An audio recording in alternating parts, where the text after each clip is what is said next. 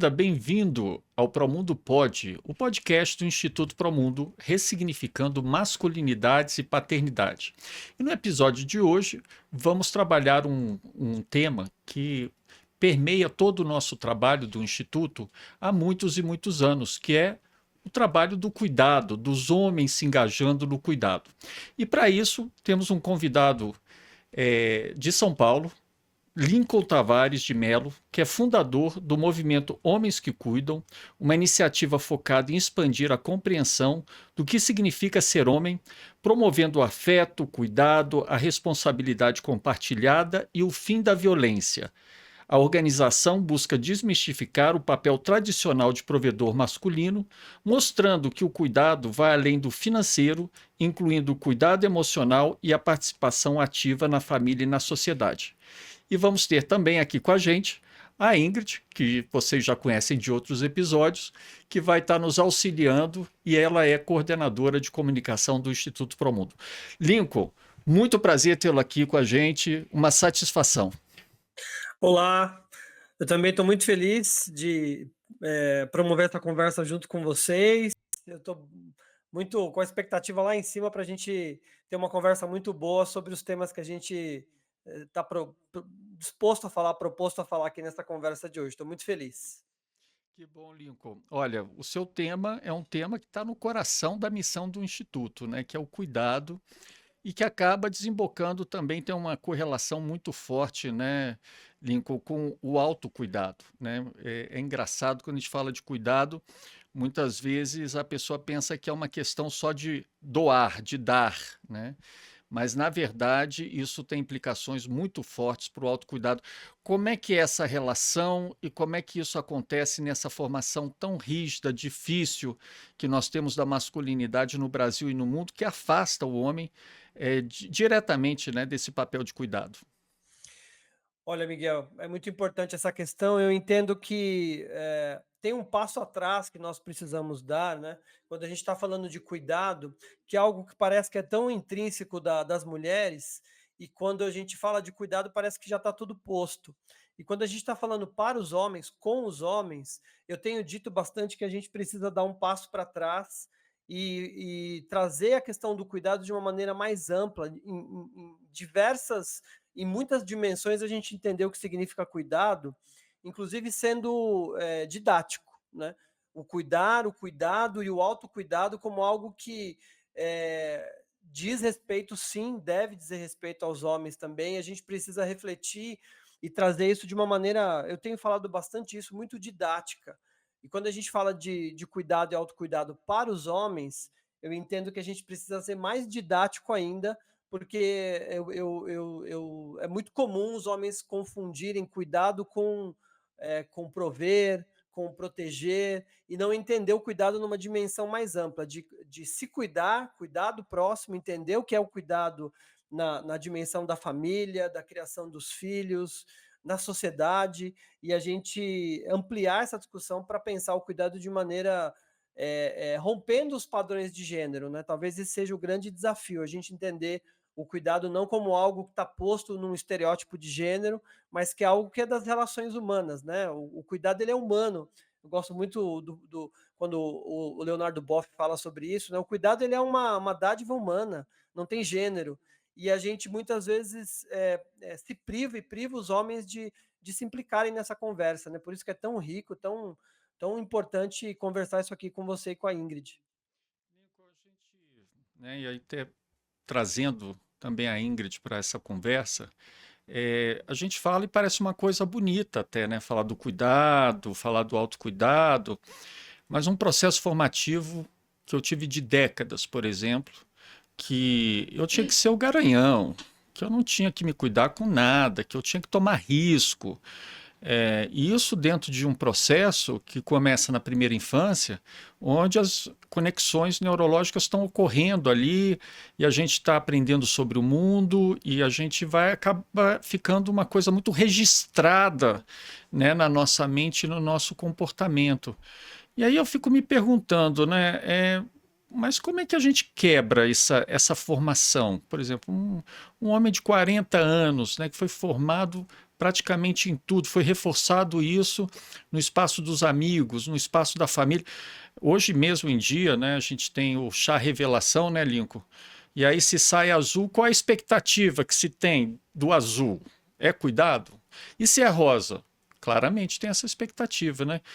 Então, Ingrid, até no seu processo, né, formativo do que você viu, essas questões que o Lincoln está trazendo, como é que faz um homem para lidar com isso? Como é que ele vai quebrar esse paradigma? É engraçado, né, a gente tentar pensar quais são as soluções, né, para reverter isso e mostrar que o cuidado ele é um caminho que traz benefício próprio, mas também traz uma construção social e uma sociedade mais igualitária, mas também homens que vão ter mais tempo de vida, né? Eu gosto muito de pensar que é realmente quando a gente está crescendo e a gente tem esses primeiros contatos com cuidado, né? Quando a criança tem que... Na brincadeira, principalmente, né? Porque as meninas são tradicionalmente associadas aos brinquedos de cuidado, aquelas... Eu acho muito engraçado aqueles fogãozinhos, mini fogãozinhos que sempre fazem, aquelas miniaturas de bebê e afins.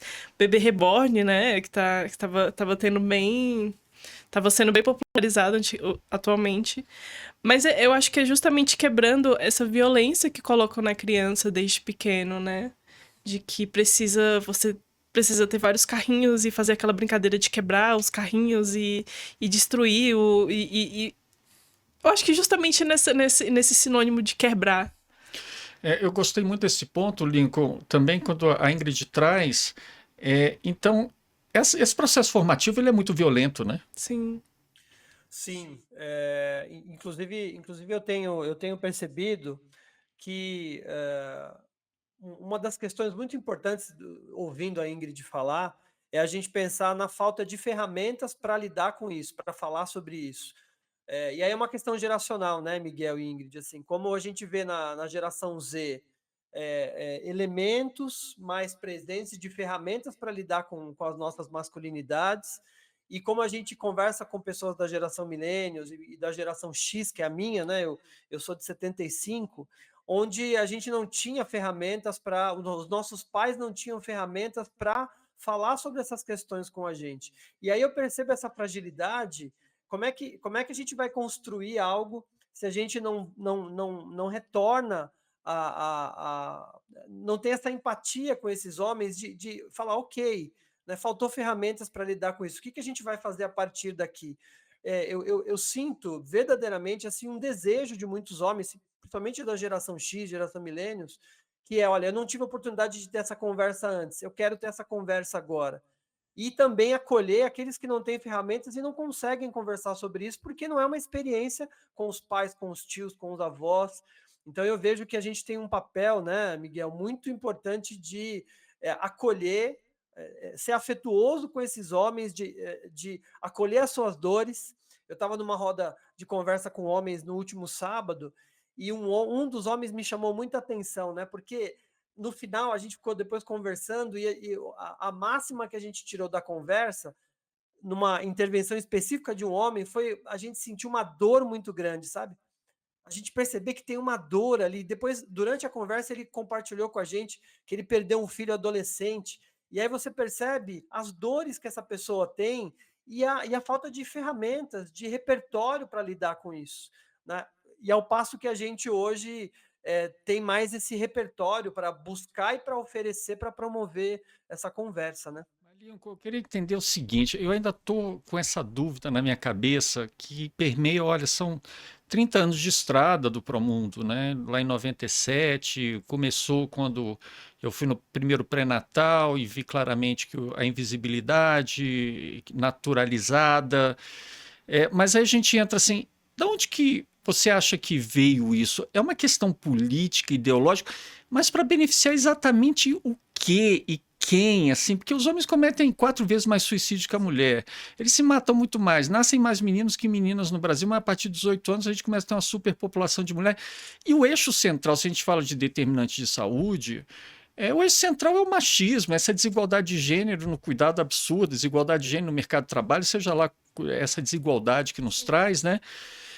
Na sua visão, ô Lincoln, nos ajuda aí ao ouvinte, né, a quem está acompanhando o podcast, qual é a sua perspectiva? É político, é ideológico? Isso beneficia quem e por que isso? Assim, por que não, a gente não consegue estruturar um movimento que deixe claro que isso é horrível em todas as suas dimensões?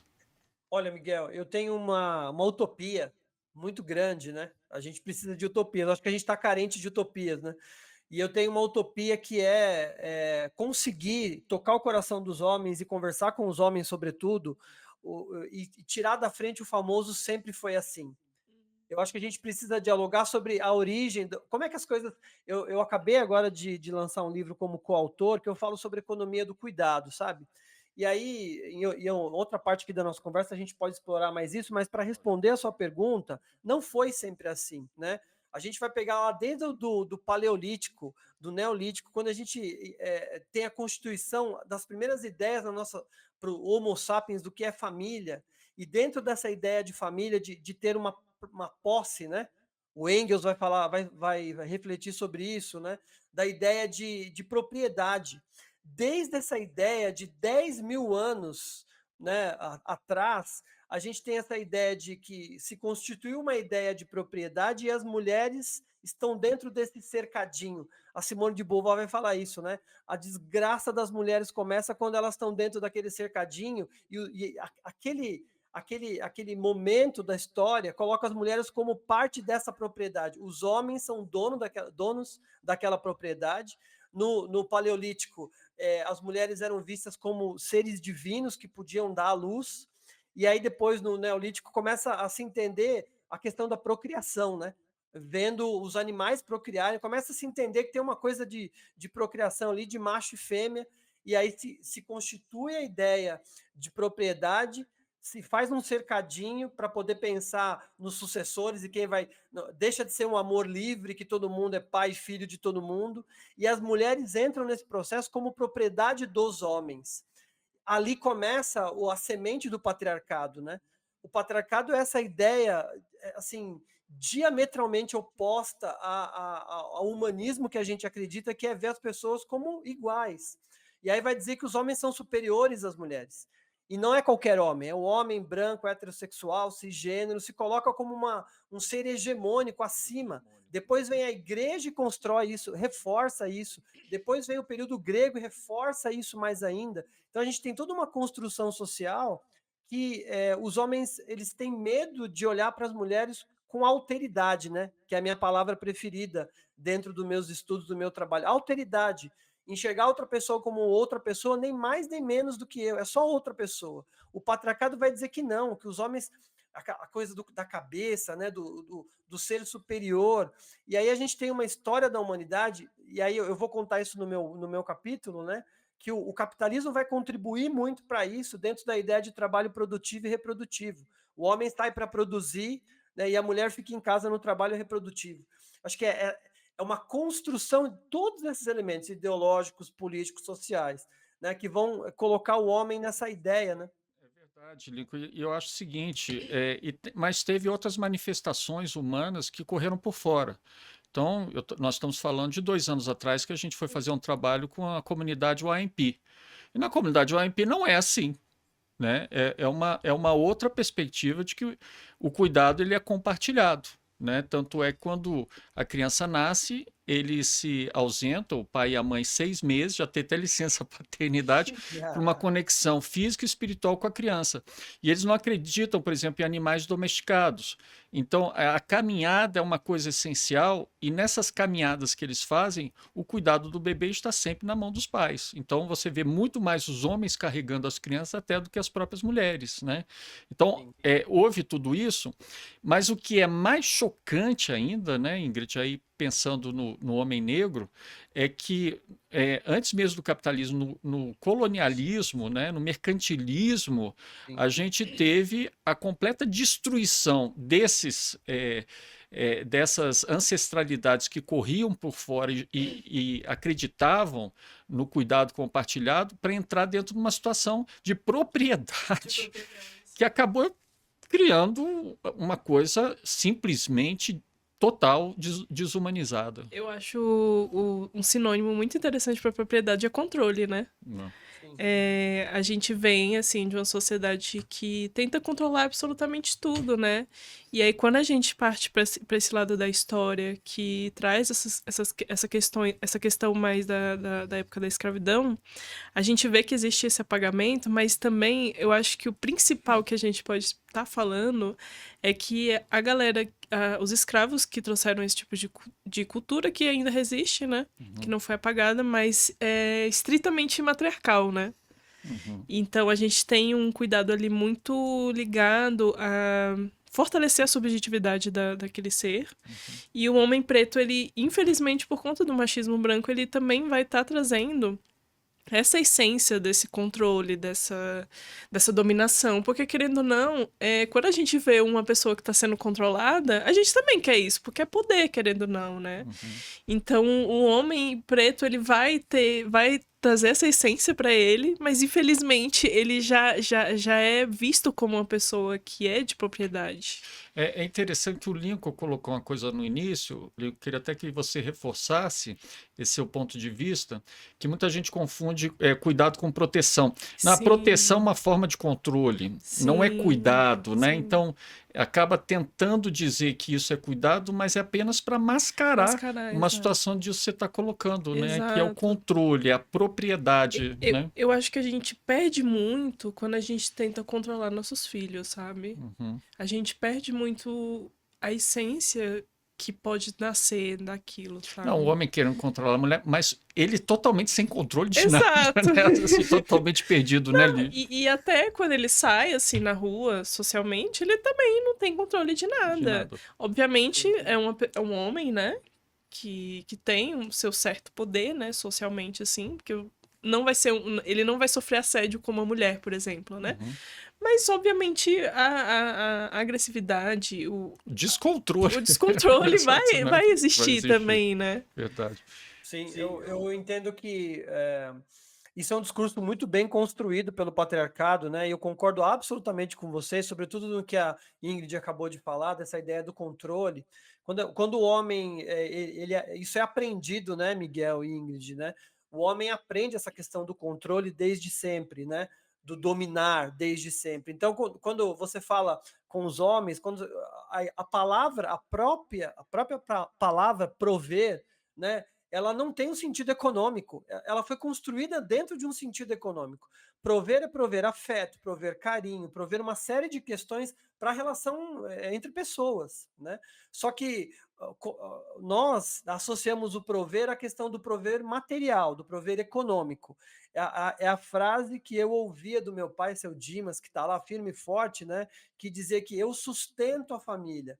O homem precisa prover porque ele tem que sustentar a família. Isso traz problemas seríssimos, porque é só olhar para os dados hoje em dia, né? Você tem 11 milhões de mães solo no país, 5 milhões e meio de crianças que não têm o nome do pai no registro. Então, esses homens deixam de ser homens porque estão desempregados, porque não estão provendo nesse sentido econômico, e aí se atribui tudo isso às mulheres, sobrecarregando as mulheres, né? Mas no fundo, eu concordo muito com o que a Ingrid traz, porque essa ideia de controle é uma ideia também de manter privilégios. O prover nesse sentido de eu sustento, e uma coisa, como você colocou, né, Miguel?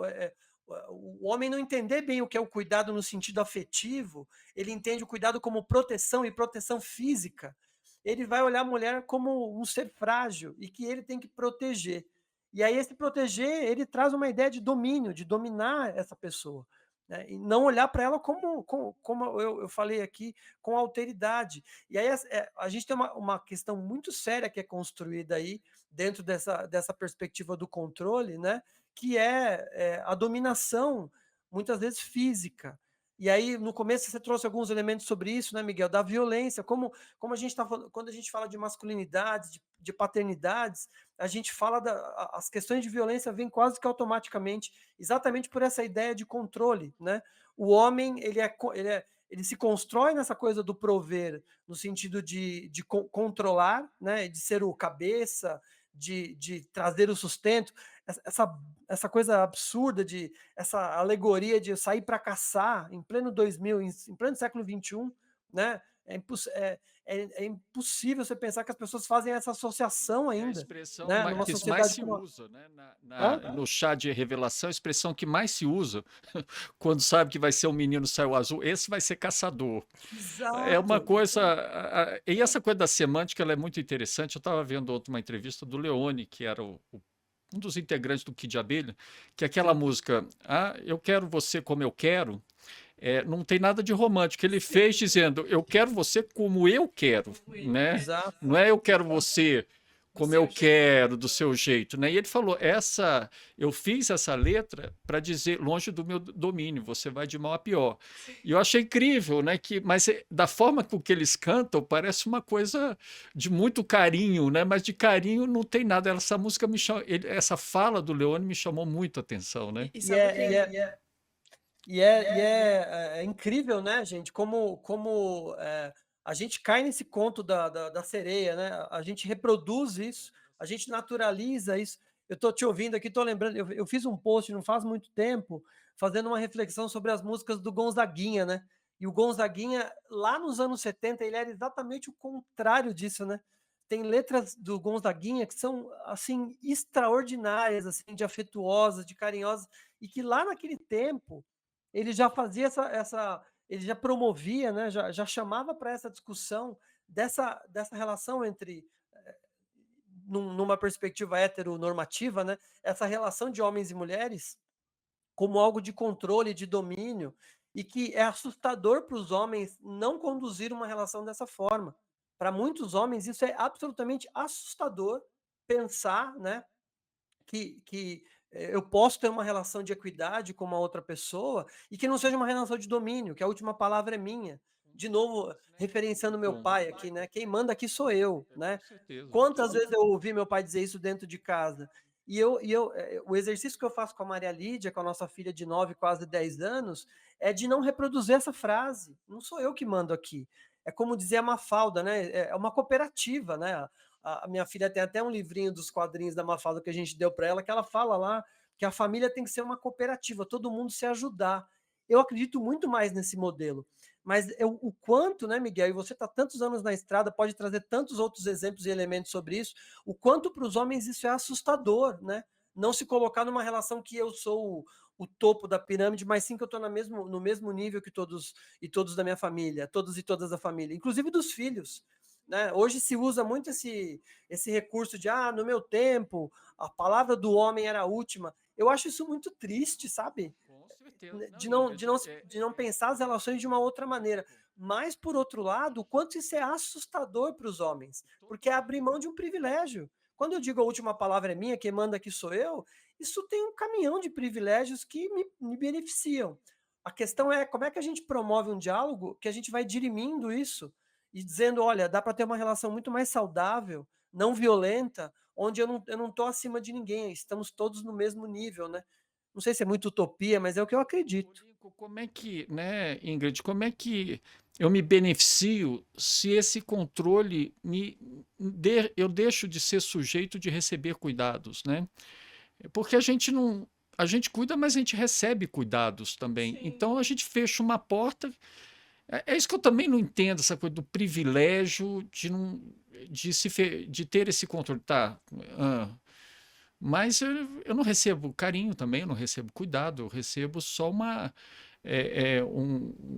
algo que não é afetuoso, né? É apenas por interesse, muitas vezes. E sabe o que é engraçado? Às vezes o homem que não tem esse contato, né, com cuidado, quando ele recebe, ele acha estranho, né?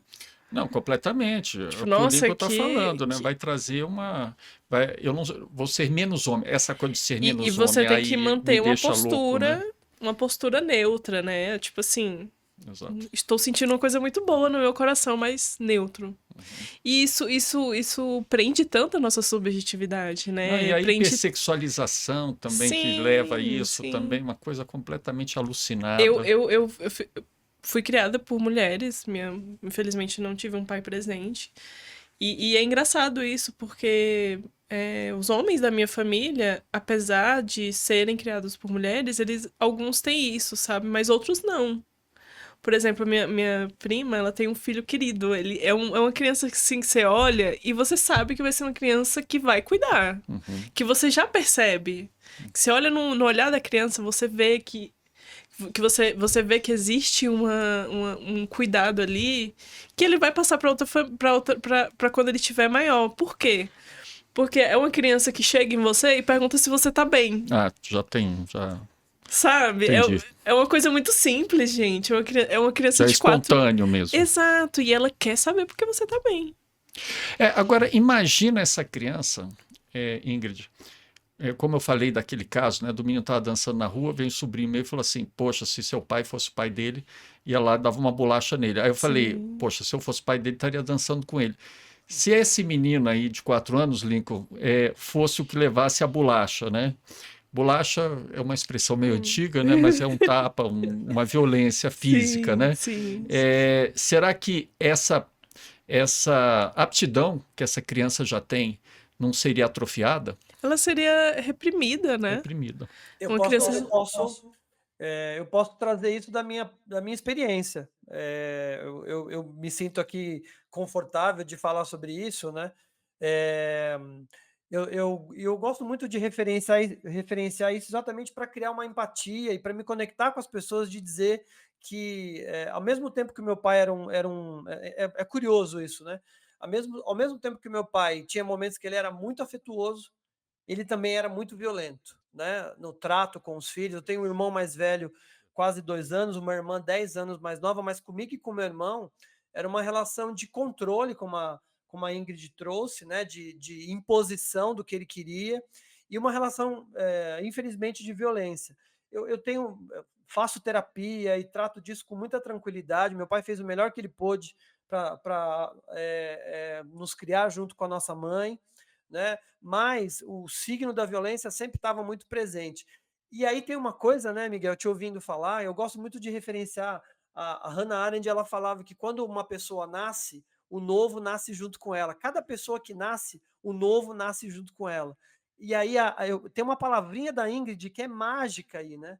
A Ingrid falou da subjetividade. A gente é uma sociedade que não privilegia a subjetividade. A gente privilegia o genérico. Homens são assim, mulheres são assado. E nesse genérico, a gente tira a subjetividade das pessoas e você se cria num balaio de que você tem que. O lance é performar, não basta ser homem, hétero, cisgênero. Tem que performar masculinidade, né? Eu tenho que performar para o meu pai ver que eu sou menino, que eu sou homem. E para os meus amigos verem que eu sou menino, que eu sou homem, né? E aí a subjetividade se perde. Eu estava refletindo esses dias sobre isso, gente, que eu fui começar a questionar isso com 40 anos. Nos meus 40 anos eu comecei a pensar, poxa vida, eu queria performar de outro jeito quando eu era adolescente, criança, e não podia, porque eu era visto como, né, toda aquela coisa pejorativa. Não vou nem reproduzir as palavras aqui, porque eu acho que nem é educativo, mas eu com 40 anos, esses dias numa roda perguntaram para mim, né, como é que era essa questão da relação, né, com os outros homens, com meu pai e tal. E eu disse que, assim, eu reprimi muita coisa de afeto e de carinho, né, por muito tempo. E que quando a gente é jovem, a gente quer sentir parte de um grupo, né? A gente quer fazer parte da comunidade, da turma, né? Quando a gente vai ficando mais velho, né, Miguel? A Ingrid não, que a Ingrid é jovem, mas mais veterano, né?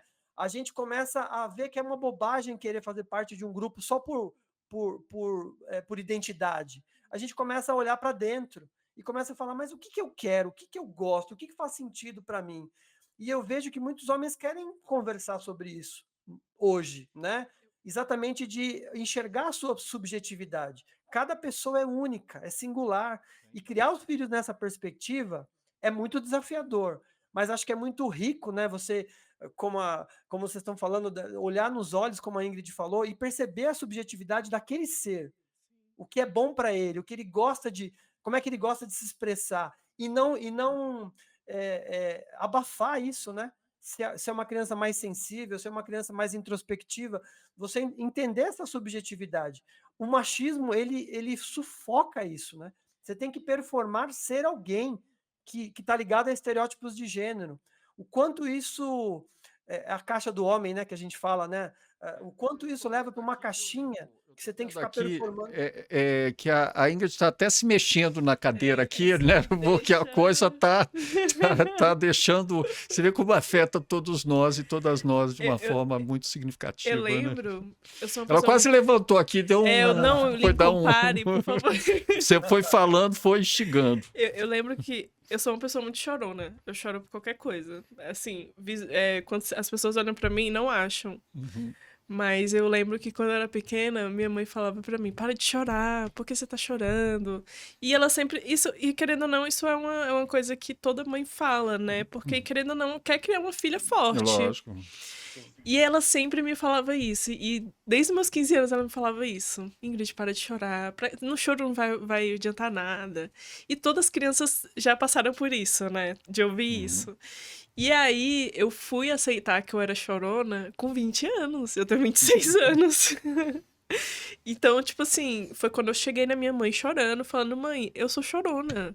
É muito engraçado, né, você falar isso. Mas eu cheguei na minha mãe e falei, mãe, eu sou chorona, eu preciso chorar pra eu chegar numa resposta da minha solução.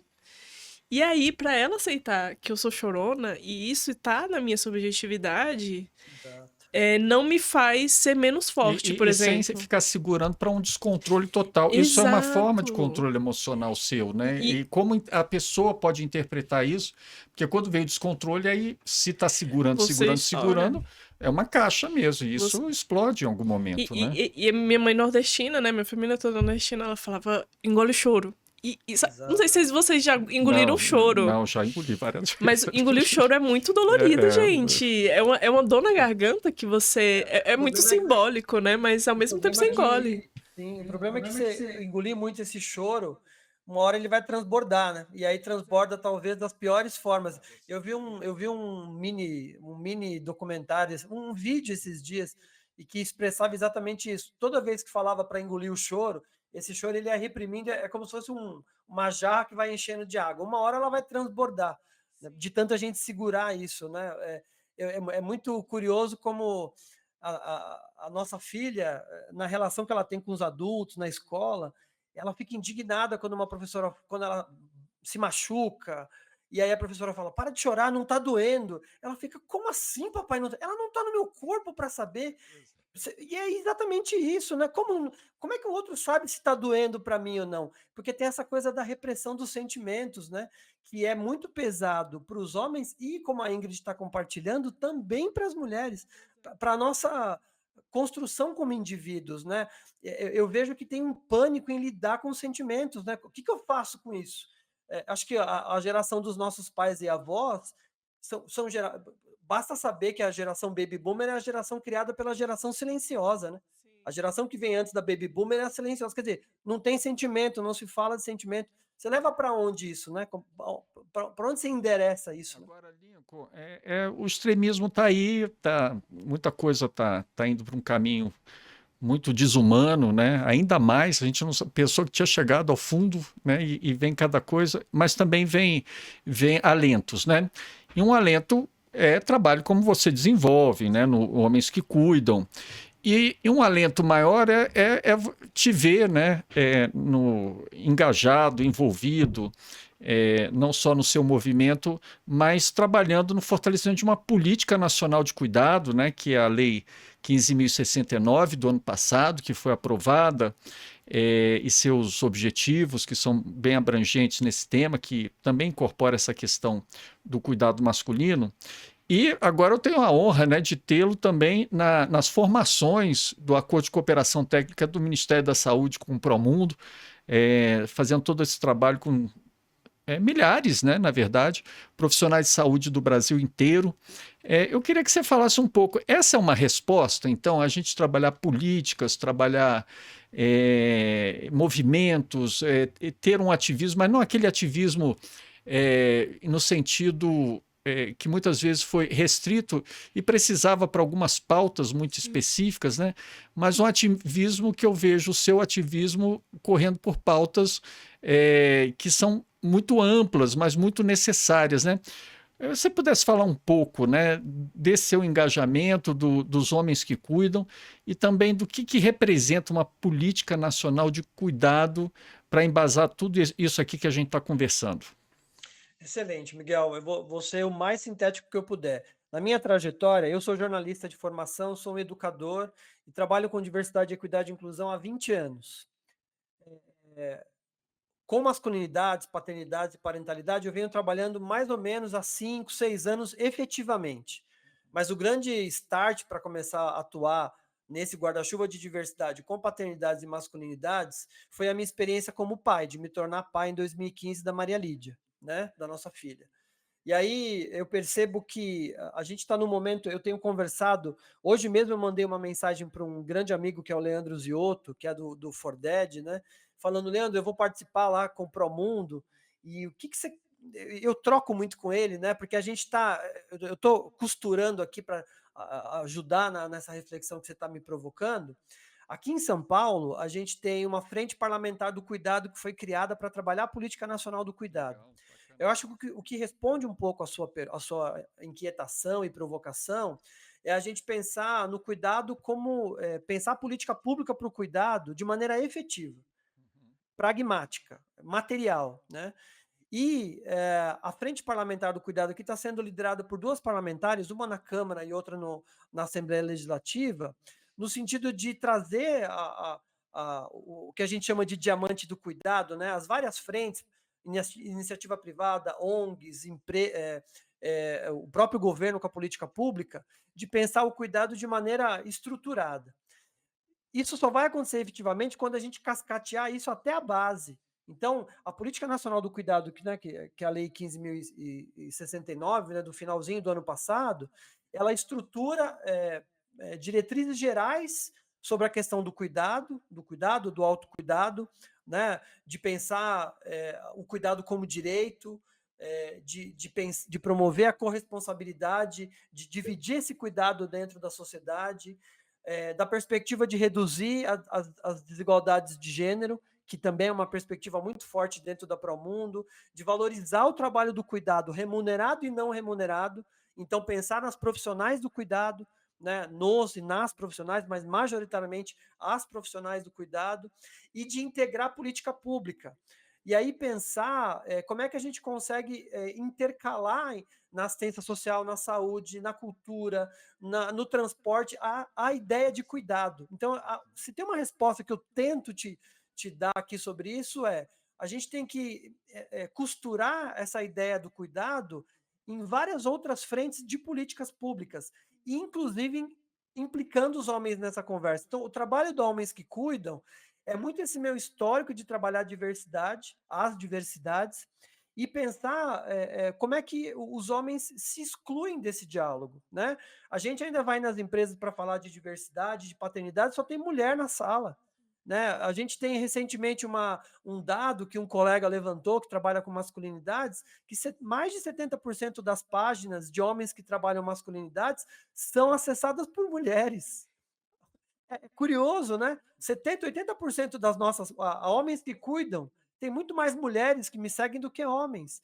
Então, a política pública ela tem esse desafio, esse papel de chegar lá na base. E aí a questão da saúde é fundamental. Pensar a saúde do homem, né? Os programas, porque aí você pega o cara lá no equipamento de saúde, você traz o cara para a conversa ali. A gente até brincou na frente parlamentar do cuidado, né? A gente precisa colocar um tagzinho nesse cara e seguir ele onde ele está usando o serviço público e falar, olha, vem aqui, a gente precisa conversar da sua saúde e da saúde do outro, né? Acho que tem esse papel da política pública. O que eu acho, o que eu sinto, Lincoln, do que você está falando, que é importante, que a política pública é uma resposta tão forte, porque, por exemplo, nessas questões mesmo de gênero, né, ela acolhe a religiosidade, Sim, mas ela não se direciona pela religiosidade. sim. Ela se direciona por um bem comum. Isso é maravilhoso, né? Assim, me arrepio até no sentido democrático do que tem a política pública num regime democrático como ele funciona. Então eu acolho, não, se é radical também eu acolho, não tem problema, mas eu não vou me direcionar por isso, eu vou me direcionar pelo bem comum. E é no bem comum que eu acho que essa política nacional de cuidado, as formações que a gente tem feito na área da saúde, da assistência, né? Fechamos agora o acordo de cooperação técnica com o Ministério do Desenvolvimento Social também, é que é o despertar, porque aí você diz, não, mesmo para os profissionais de saúde, você pode vir de qualquer origem religiosa ou de... Então a gente não está excluindo, né?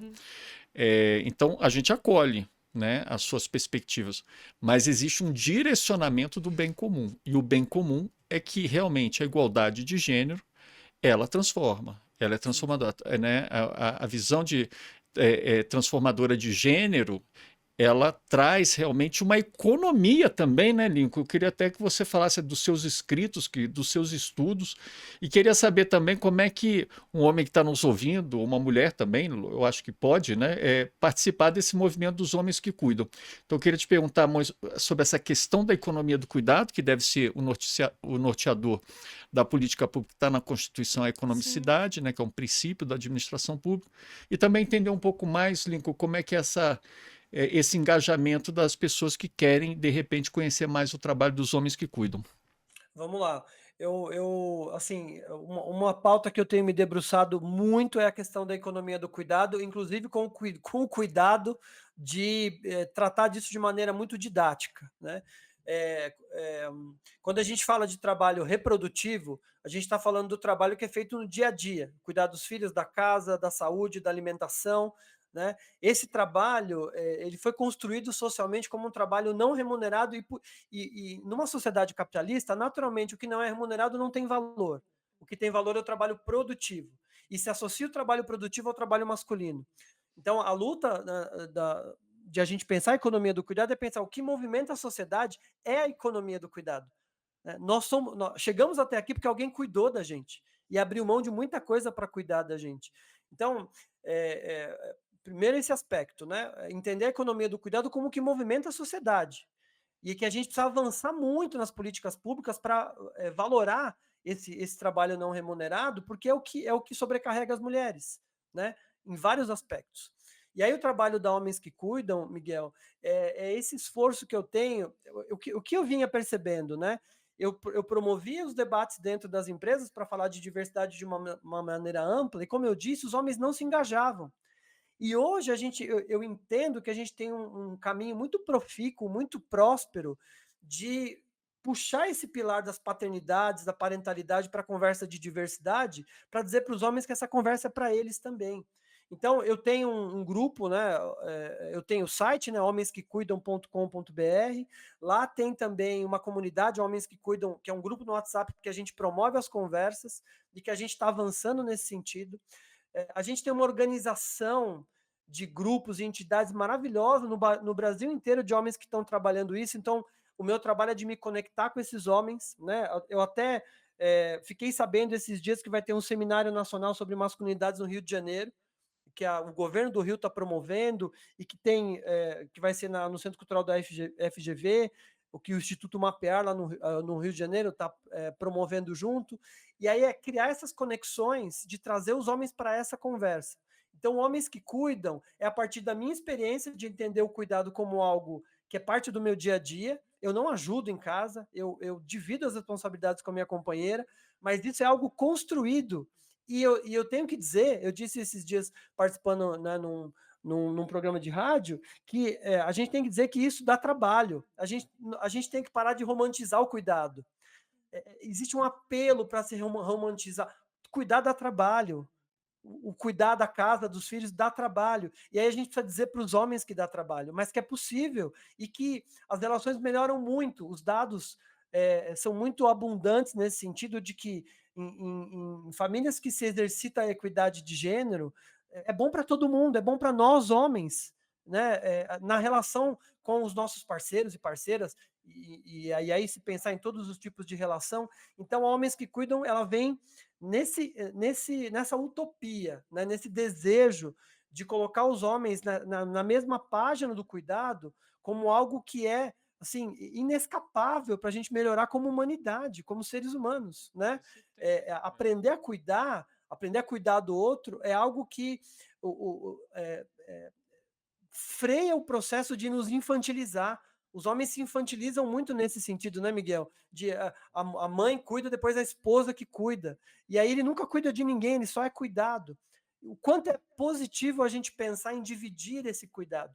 O quanto a minha experiência pessoal contribuiu muito para que eu buscasse humildemente criar uma voz dentro disso, de promover essa ideia do homens que cuidam, porque a minha relação com a minha mulher, com a minha companheira, é uma relação heteronormativa, é uma relação que melhorou 200.000% quando a gente começou a trocar. Isso é difícil para mim, é difícil para você, né? Uma brincadeira que a gente faz, o homem chega em casa cansado e senta que, não vamos pedir no aplicativo a comida porque eu estou cansado. Aí muitos homens olham para a mulher, mas você não cozinhou? Ela fala, também estou cansada. Você está cansado, eu também estou. Vamos sentar e vamos descansar juntos, os dois estão cansados. Lincoln não é nem cansado, é exausta mesmo, já está em outro nível. E aí vem o que está escrito aí na sua camisa, os ouvintes que vão estar vendo de repente esse nosso podcast, né? Pai não ajuda, pai faz junto, né? Então são lemas, né? São slogans de muita transformação social, né, Ingrid? Eu acho que quando a gente traz o cuidado para a materialidade, né, vamos dizer assim, no sentido de ser uma obrigação, não acho que se a gente fala obrigação fica muito pesado, mas ser uma coisa natural do ser humano, aí a gente tem um terreno que é mais visualizado para o homem, né? Porque parece que a existência do homem é estritamente ligada à materialidade. Eu preciso construir minha casa, eu preciso ter minha mulher, eu preciso ter minha família e provedor.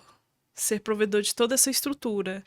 E o restante, a mulher cuida, sabe?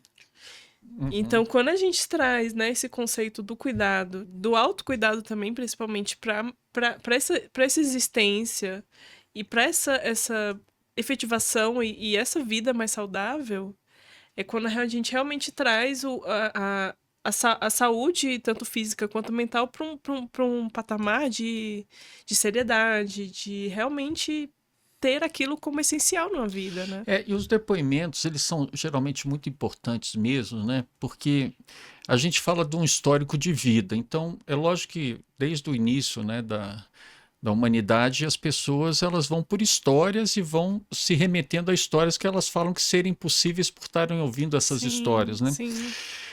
O cuidado, o que eu aprendi na minha história, e a paternidade foi essencial, né, Lincoln, como deve ter sido para você, para esse despertar. Então, é um processo formativo, que você tem uma janela de oportunidade ali na adolescência, pela rebeldia, né, e pela questão que você pode ver como alternativa, mas a paternidade traz isso também. Mas é uma coisa interessante, na minha trajetória, eu vi que o cuidado, em essência, ele pode ser extremamente prazeroso. Só que é como se fosse uma curva gráfica que, chegando a um determinado que você tem que cuidar, ele começa a se tornar um fardo. Né? Então, o que poderia ser um grande contribuidor da saúde mental, social, física até, né, do homem e da mulher naquele trabalho juntos que o Lincoln está trazendo aí, e que não é só uma ajudinha para não que o cuidado, né? Porque o cuidado ele para mim foi muito gostoso, né? Porque, por exemplo, estava ali comendo no restaurante, a minha mulher, eu via que ela tinha quase um entendimento mútuo ali, né? Muitas vezes eu falei, Cláudia, come aí à vontade, tranquilo, eu vou passear com o menino aqui, vai ser gostoso, etc. Né, dá o seu tempo, etc. Então você via, renovava, e para mim uma coisa muito gostosa, e vice-versa, né? E às vezes eu pegava os 3 filhos e ia para um shopping, né? Ia para um cinema, às vezes a Cláudia pegava os 3 filhos e ia para um lugar qualquer e tal. Então a gente acabou injetando realmente um cuidado prazeroso e não um cuidado do fardo, porque a qualificação desse cuidado ele é muito importante, né? Lógico, quando o filho fica doente, etc., tem momentos muito difíceis, etc., por mais que os dois estão ali, ou um está viajando. Mas a importância é que, como é que pode, né, Lincoln, privar o homem também do cuidado e a mulher do cuidado prazeroso? Sim. Totalmente. Eu trouxe uma perspectiva aqui, né? E é por isso que é bom a gente dialogar, né? Dessa questão do cuidado de não romantizar. Por outro lado, tem essa perspectiva que você traz também do cuidado prazeroso. Também trazendo uma experiência pessoal, eu posso dizer com toda a segurança do mundo que a conexão que eu tenho com a minha filha é uma conexão que é muito ajudada pelo cuidado.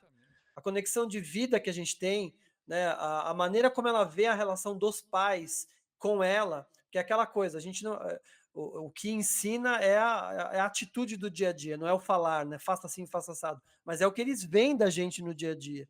Então, nesse sentido, para mim, o cuidado, e inclusive o cuidado entre nós, né? O cuidado que eu tenho com a minha esposa, que ela tem comigo, que a gente tem com a nossa filha, que a nossa filha de 10 anos tem com a gente, porque se você exercita esse cuidado, você vai criar um ser, como a Ingrid falou do menininho, né? Você vai criar uma pessoa que o cuidado para ela do dia a dia. E o quanto isso é prazeroso. E o quanto, né, a gente priva os homens, muitas vezes, desse cuidado por colocar ele dentro de uma caixinha que esse cuidado não é para ele, que esse cuidado não diz respeito a ele. O quanto se priva os homens, e tem pesquisas que vão dizer que os homens querem cuidar, né? Só que aí é um paradoxo, né? Porque o cara quer cuidar, mas ao mesmo tempo não quer perder privilégio de conduzir a relação de uma maneira hierárquica. Para cuidar, a gente precisa ter uma relação horizontal. É o autocuidado que a Ingrid trouxe bem, mas é o cuidar entre as pessoas, né? Então, eu absolutamente concordo que o cuidado é muito prazeroso, porque é recíproco, né? Você cuida, ensina o outro a cuidar, o outro cuida de você. O quanto esse afeto é engraçado como ele é assustador para muitos homens, né, Miguel? Esse afeto parece que, nossa, eu não sei lidar com tanto afeto assim. Mas isso é maravilhoso, né? Porque a coisa de se vulnerabilizar. A Ingrid falou da questão do chorar, né? Eu sou extremamente chorão, choro em inauguração do supermercado, assim. E aqui na relação com a minha família, eu choro mesmo. Choro vendo novela, choro vendo filme, minha filha chora. E ela fala, se ela tá chorando, o nosso exercício é: pode chorar, filha. E, Ingrid, eu não sei e se tá você tudo reparou, certo, né? o ouvinte não vai ver, mas você viu a filha dele abrindo a Sim, porta eu ali vi, para ver cara. como é que ele estava, com aquela cara meio de preocupação ali, Sim, né? Que dá para sentir. Você não sentiu? Parece que ela falou: ele deixa ficou eu até ver, vermelho. deixa eu ver se ele tá bem, né? Eu vi a preocupação dela Mas ali, né? Ela bonito. tava. Bom, eu tô aqui numa parte da casa que ela foi para ginástica artística agora com a mãe, né? E é muito isso, assim. A gente, inclusive, né, durante a pandemia, isso foi uma coisa muito curiosa, né? Acho que a época que eu mais trabalhei de treinamento e tal foi na pandemia, por incrível que pareça. Então, era às vezes 5 sessões por dia nas empresas e tal. E todo mundo nos meus clientes conhecia a Maria Lídia. Porque quando ela entrava e tentava participar, eu nunca disse para ela: ai, filha, não pode, sai e tal. Você vê que ela entrou aqui, eu fico um pouquinho envergonhado, não vou negar, não. Mas é tão natural para ela, porque é do dia a dia, é da nossa relação. Não, e Eu, dá eu para tô num ver assim. ambiente, eu tô num ambiente familiar que é dela também, então eu não posso Exato. privar ela de entrar e Não, mas sair dos lugares, né? isso engrandece assim, exatamente esse exemplo de vida, que é o que você nos traz, Lincoln, e o que irradia e que volta de espelho para você, né? De quem que você é, mostra que tudo que você fala é uma coisa que visivelmente a gente sente aqui, mesmo estando à distância, né? Você abrindo aí a porta da sua casa, né? Da sua família, e a gente vendo que essa conexão aí desemboca numa coisa que a gente chama que é amor, né? E Sim. isso é lindíssimo. Experimentar o amor na vida é muito bom, né? Todo mundo fala, né, que até quebrando esse estereótipo de que toda mulher sabe cuidar, né? Uhum.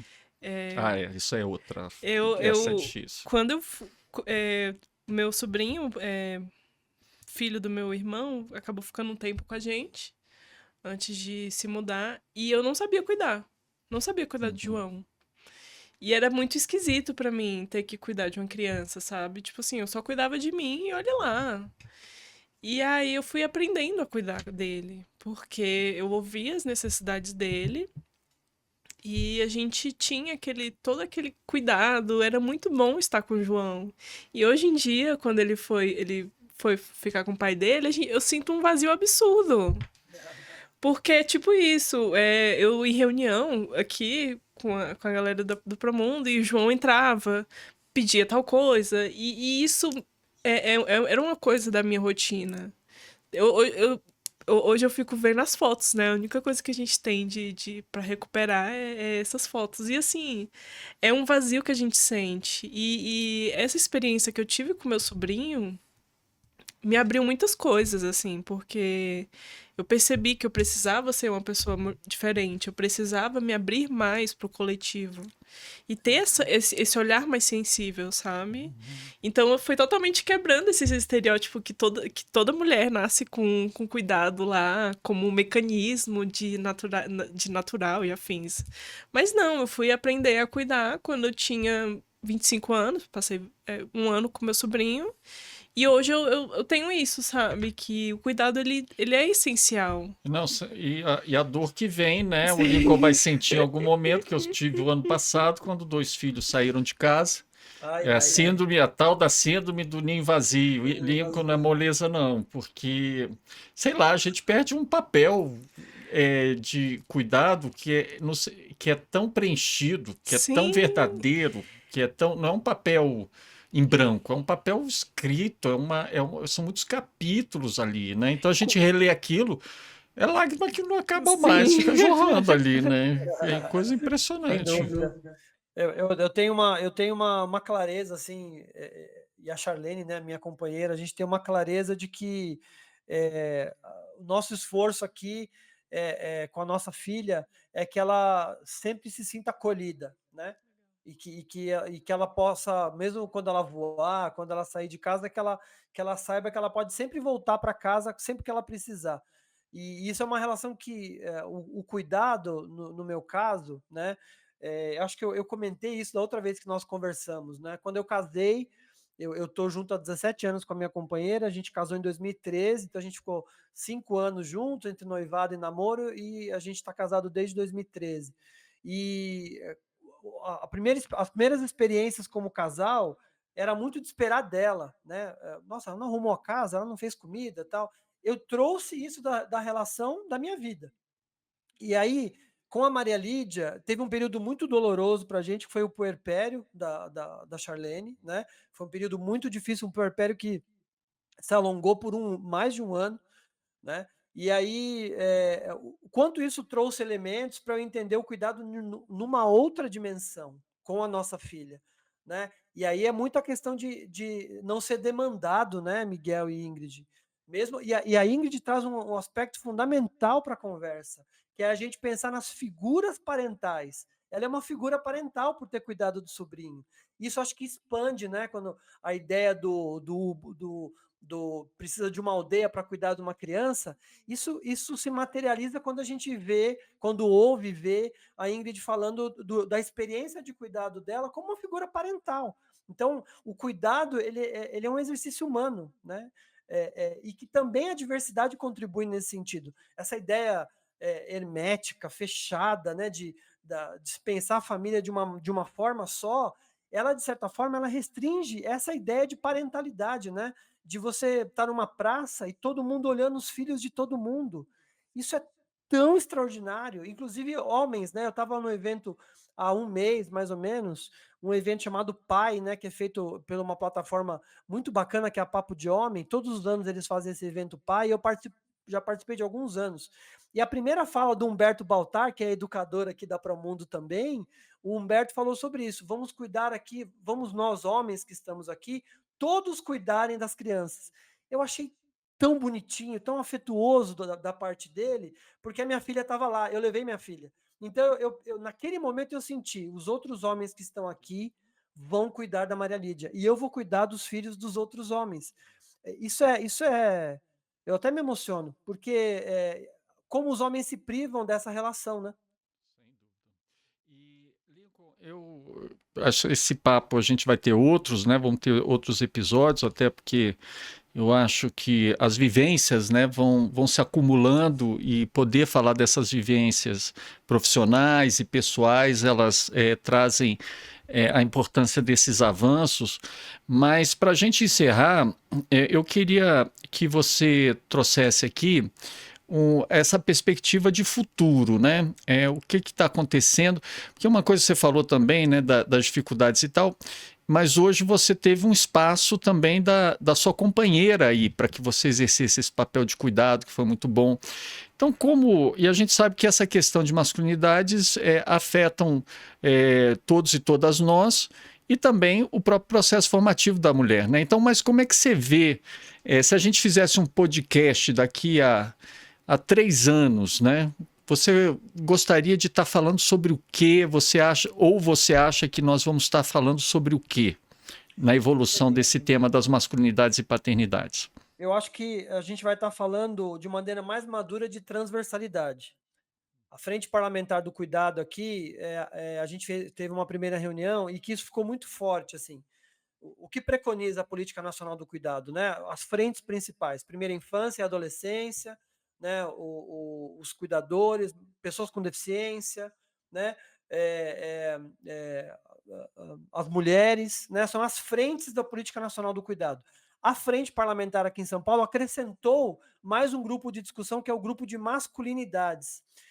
E está sendo muito rico, e o meu exercício de futuro, Miguel, que você me provoca aqui, é pensar na transversalidade de estar mais colado na discussão de políticas públicas, essa questão do cuidado como algo transversal, inclusive nas pautas dos homens.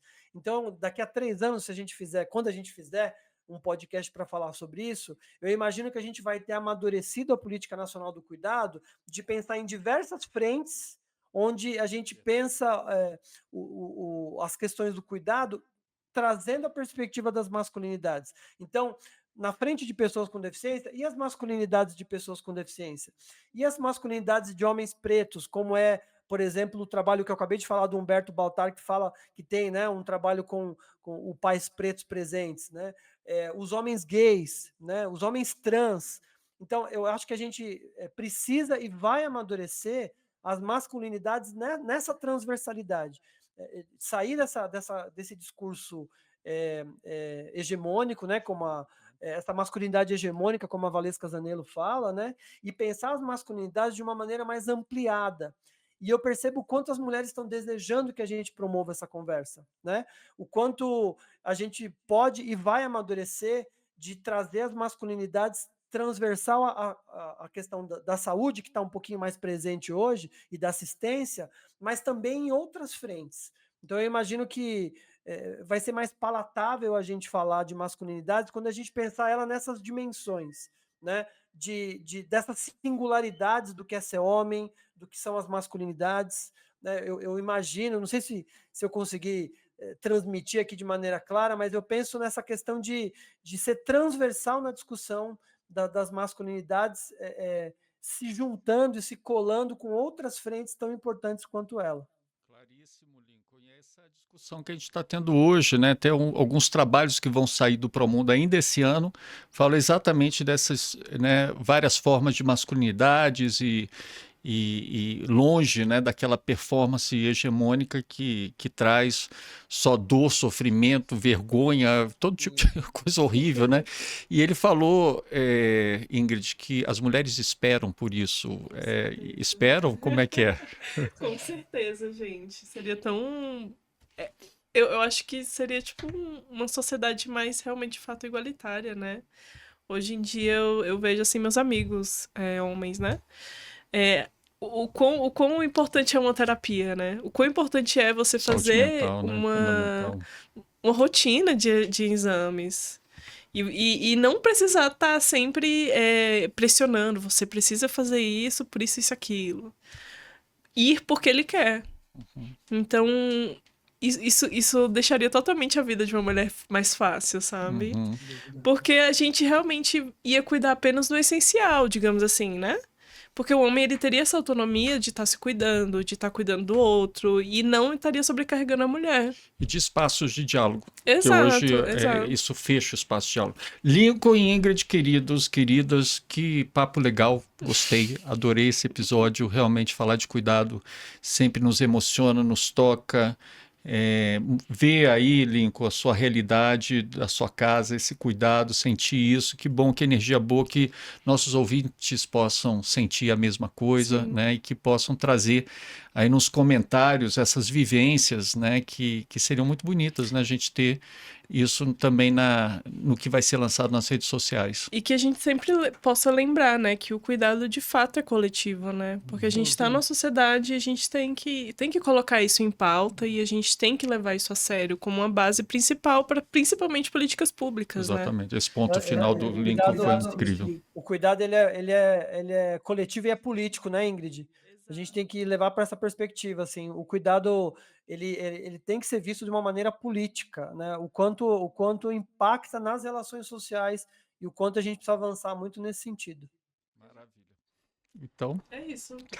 Lincoln, Ingrid, muito obrigado. Esse foi mais um episódio, então, do Promundo Pod, o podcast do Instituto Promundo, ressignificando masculinidades e paternidades. E até um próximo episódio. Tchau, tchau.